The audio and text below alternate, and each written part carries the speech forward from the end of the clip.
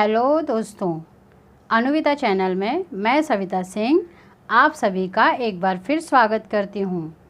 आज का जो हमारा ये वीडियो है यह भूगोल से रिलेटेड है। आज हम इस वीडियो में भूगोलक, मानचित्र तुलना और क्षेत्र भ्रमण इस विषय पर चर्चा करेंगे। इसके पहले वाले वीडियो में हमने भूगोलक की अक्षांश तथा देशांतर रेखाओं के विषय में जानकारी ली थी। आज हम देखेंगे मानचित्र और भूगोलक के अंतर को। बच्चों, यहाँ हमने आपको विश्व का मानचित्र दिखाया है, भारत का मानचित्र दिखाया है और भूगोलक दिखाया है। मानचित्र में संपूर्ण प्रदेश, विश्व या किसी राज्य, जिले या गांव का अध्ययन किया जा सकता है। मानचित्र के द्वारा हम किसी भी देश के सड़क मार्ग, रेल मार्ग, नदियाँ, पर्वत, पठार, खनिज संपदा आदि का आसानी से निरीक्षण व अध्ययन कर सकते हैं। अर्थात किसी प्रदेश के विस्तृत अध्ययन के लिए मानचित्र सबसे अच्छा साधन है। ये तो हुआ मानचित्र की विशेषता, परंतु बच्चों भूगोलक पर पूरा विश्व दर्शाया गया है, जिससे हम भूगोलक द्वारा किसी प्रदेश की छोटी से छोटी जानकारी तो नहीं प्राप्त कर सकते, पर भूगोलक द्वारा हम विश्व के देश, सागर, महासागर, द्वीप इन सब की जानकारी तुरंत और फटाफट प्राप्त कर लेते हैं। अर्थात भूगोलक चाहे कितना ही बड़ा अथवा छोटा हो, पर वह संपूर्ण पृथ्वी का प्रतिनिधिक प्रतिकृति ही होता है। अब हम ये जानेंगे कि भूगोलक और मानचित्र में क्या अंतर है। मानचित्र द्विआयामी होता है तथा भूगोलक त्रिआयामी होता है। आगे जाने से पहले हमें यह समझना ज़रूरी है कि द्विआयामी और त्रिआयामी होता क्या है। बच्चों, द्विआयामी वस्तुएं उन वस्तुओं को कहते हैं जिनका मापन हम केवल लंबाई और चौड़ाई द्वारा करते हैं।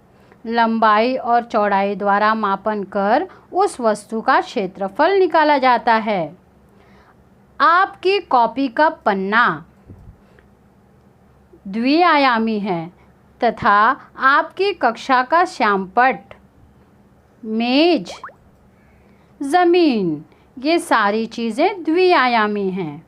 और एक चीज़ जो आपको ध्यान रखने योग्य है वो ये है बच्चों कि द्विआयामी वस्तुएं समतल अर्थात सपाट होती हैं। उसी के विपरीत त्रिआयामी वस्तुओं में लंबाई, चौड़ाई और ऊंचाई होती है।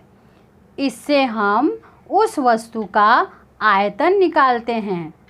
त्रिआयामी वस्तुएं सपाट नहीं होती, ये उभरी हुई होती हैं। जैसे आपकी क्लास का डस्टर, डब्बा, ग्लास, पर्वत, चांद ये सारी वस्तुएं त्रिआयामी हैं। इनका मापन करने के लिए हमें इनकी लंबाई, चौड़ाई और ऊंचाई इन तीनों बातों का विचार करना पड़ता है। बच्चों, आजकल आप सभी ने 3D मूवीज़ देखी होगी, देखी है ना? उसमें आपको सारे चित्र कैसे उभरे हुए दिखाई देते हैं। ऐसा लगता है ये सारे चित्र आपके पास ही हैं। तो त्रिआयामी एक प्रकार का 3D इफ़ेक्ट ही है बच्चों। अब हम देखेंगे आपके ज्योमेट्री के कुछ डायग्राम जो द्विआयामी तथा त्रिआयामी वाले हैं। ये देखो बच्चों, इन सभी का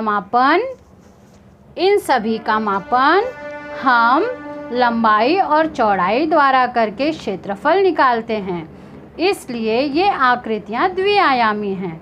उसी प्रकार ये देखो बच्चों, इन आकृतियों का आयतन निकाला जाता है और आयतन निकालने के लिए हम इनकी लंबाई, चौड़ाई और ऊंचाई नापते हैं। तो ये आकृतियाँ त्रिआयामी हैं। अब आगे चलते हैं और कुछ प्रश्नों को हल करते हैं। देखते हैं आप वे प्रश्न हल कर पाते हैं या नहीं। पहला प्रश्न मैं आपसे पूछूंगी कि मानचित्र तथा भूगोलक का अगर हम निरीक्षण करें तो उसमें से कौन सा साधन समतल होगा और कौन सा साधन गोल होगा? बताइए ज़रा जल्दी से।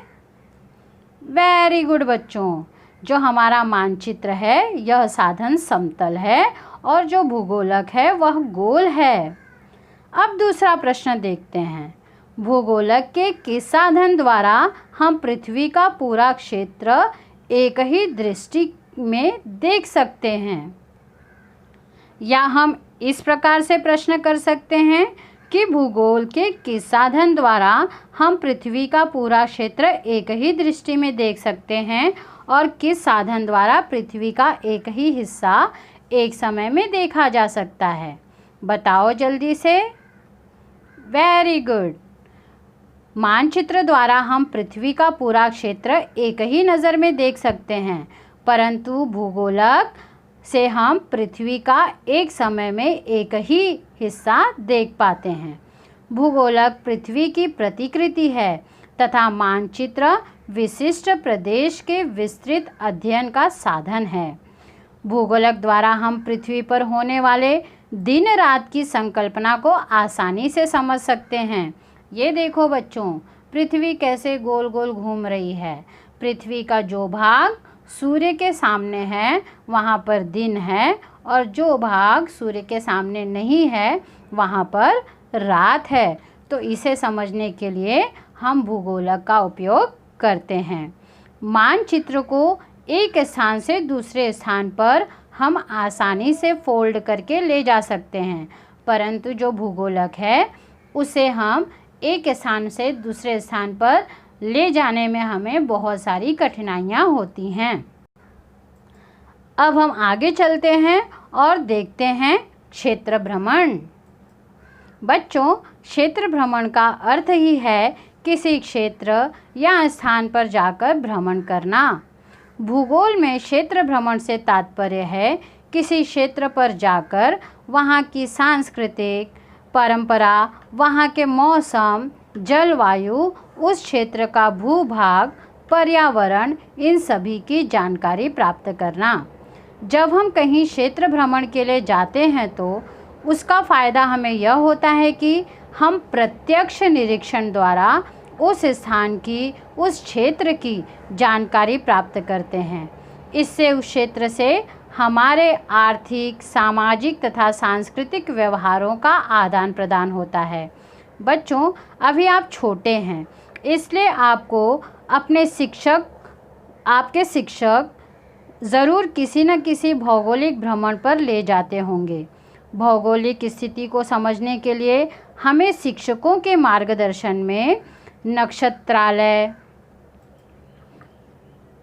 डाकघर, ये देखो बच्चों, यहाँ पर हमने आपको नक्षत्रालय दिखाया है जहाँ पर आपको अलग अलग प्रकार के तारे दिखाई देंगे।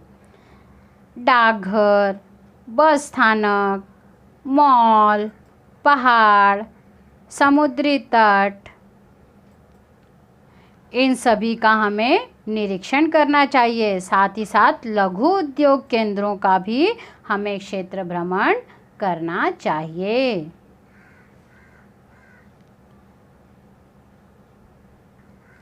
बच्चों, इसके अलावा जो सबसे ज़रूरी चीज़ है जो आपको पता होनी चाहिए, यह आपको जानना भी ज़रूरी है कि अर्था संसार का सबसे बड़ा घूमता भूगोलक है। ये देखिए अर्था का चित्र। यह संयुक्त राज्य अमेरिका के मेन राज्य में यारमाउथ म्यूज़ियम में रखा गया है। यह पृथ्वी की एक महाकाय प्रकृति है, यानी ये बहुत बड़ा है। इस भूगोलक के परिभ्रमण और परिक्रमण की गति पृथ्वी के गति के अनुसार ही रखी गई है। अर्थात पृथ्वी जिस गति से अपने अक्ष पर घूमती है, ठीक उसी गति से इस अर्था को भी घुमाया गया है। तो मुझे लगता है कि आज का हमारा ये वीडियो आपको ज़रूर पसंद आएगा। अगर हमारा ये वीडियो आपको पसंद आता है तो प्लीज़ इसे लाइक कीजिए, सब्सक्राइब कीजिए और अपने दोस्तों के साथ ज़रूर शेयर कीजिए। मिलते हैं अपने अगले वीडियो में, तब तक के लिए धन्यवाद।